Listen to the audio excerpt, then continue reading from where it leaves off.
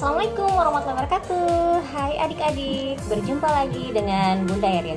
Nah, kali ini Bunda akan membacakan salah satu sirah dari buku Muhammad Ismail, yaitu Tahun Duka Cita.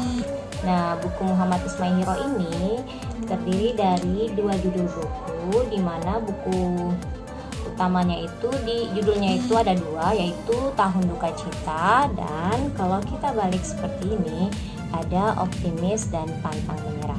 Nah, karena kali ini Bunda akan mau membacakan sirah, jadi Bunda akan membacakan tentang Tahun Berduka Cita. Selamat mendengarkan ya. Kaum musyrik Quraisy kembali menemui paman Abu Thalib agar menyerahkan Rasulullah Shallallahu Alaihi Wasallam untuk mereka hukum mati. Paman Abu Thalib sangat terkejut. Beliau segera mengumpulkan Bani Hashim dan Bani Muthalib untuk melindungi Rasulullah Shallallahu Alaihi Wasallam, kecuali Abu Lahab yang tetap memusuhi Rasulullah Shallallahu Alaihi Wasallam.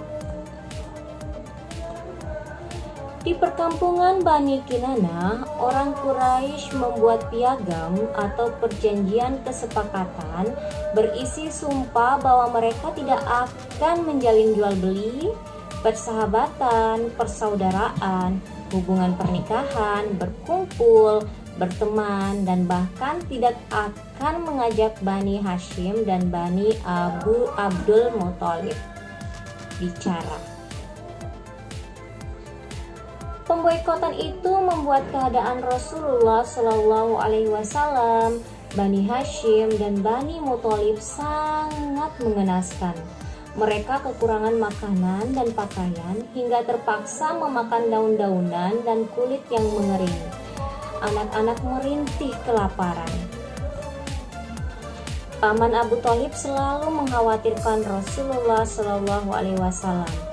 Beliau meminta agar Rasulullah Shallallahu Alaihi Wasallam tidur di pembaringannya dan ada orang yang selalu menjaganya. Meski pemboikotan itu sudah berlangsung selama 3 tahun, kaum muslim tetap tegar dan tidak ada satupun yang mengikuti kaum kafir Quraisy. Pada musim haji, Rasulullah Shallallahu Alaihi Wasallam dan kaum muslim tetap keluar dan berdakwah pada orang-orang yang mereka temui. Perpecahan mulai terjadi di kalangan kaum musyrik Quraisy. Sebagian ingin membatalkan pemboikotan, terutama Hisham bin Amr. Paman, lembaran perjanjian itu telah musnah karena Allah telah mengirimkan rayap untuk memusnahkannya, kecuali tulisan yang ada nama Allah, kata Rasulullah Shallallahu Alaihi Wasallam kepada paman Abu Thalib. Wahai Quraisy, kemenakanku mengatakan perjanjian itu telah dimakan rayap. Jika kemenakanku berbohong, kami akan membiarkan kalian berbuat sesuka hati kalian kepadanya. Tetapi jika kemenakanku benar, kalian harus membatalkan pemboikotan yang zalim ini, kata paman Abu Thalib. Lalu benarlah, rayap memakan lembaran perjanjian kecuali kata Bismika Allahumma, dengan namamu ya Allah. Seorang pemuka Quraisy bernama Mut'im bin Adi yang tidak setuju dengan pemboikotan segera merobek lembaran perjanjian itu dan berakhirlah masa pemboikotan. Kini Rasulullah SAW dan kaum muslim tak lagi dikucilkan, tetapi mereka tetap menghadapi hinaan dan siksaan kafir Quraisy. Paman Abu Thalib sudah tua dan mulai sakit-sakitan. Tak berapa lama kemudian, paman Abu Thalib pun wafat pada usia 80 tahun.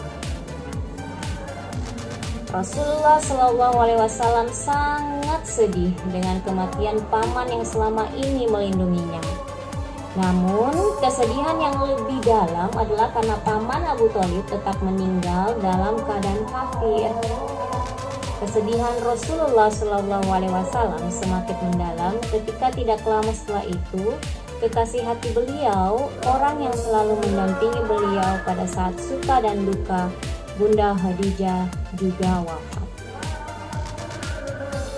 Sungguh hari-hari yang dilalui Rasulullah SAW selanjutnya terasa begitu berat. Tahun itu dikenal sebagai Amul Husni atau tahun duka cita. Rasulullah SAW pernah berkata tentang keistimewaan Bunda Khadijah. Dia beriman kepadaku saat semua orang mengingkariku. Dia membenarkanku sewaktu semua orang mendustakanku. Dia mendukungku dengan hartanya selagi semua orang menghalangiku. Allah menganugerahiku anak darinya, sementara aku tidak punya dari yang lain. Siksaan terhadap Rasulullah SAW semakin menjadi hingga jiwa beliau terancam. Beliau pun pergi keluar Mekah menuju Taif, ditemani oleh Zaid bin Harisa untuk berdakwah selama 10 hari di sana. Sambutan masyarakat Taif ternyata tidak lebih baik. Mereka mencemooh Rasulullah SAW, mengusir dan menghina beliau, serta menghujani Rasulullah SAW dengan batu. Zaid bin Harisa berusaha melindungi Rasulullah SAW hingga banyak luka di sekujur tubuh dan kepala Zaid. Kaki Rasulullah SAW pun terluka dan berdarah. Rasulullah SAW dan Zaid berlindung di bawah pohon anggur hingga bertemu seorang budak Nasrani bernama Adas yang membawakan setangkai buah anggur untuk beliau. Rasulullah SAW mengucap Bismillah ketika Adas mempersilakan untuk memakan buah anggur itu. Adas terkejut dan kagum dengan ucapan itu, sebab penduduk negeri ini tak ada yang mengenal ucapan tersebut. Di tengah siksaan seperti itu, Rasulullah tetap mendoakan penduduk Taif. Sungguh mulia hatimu ya Rasulullah.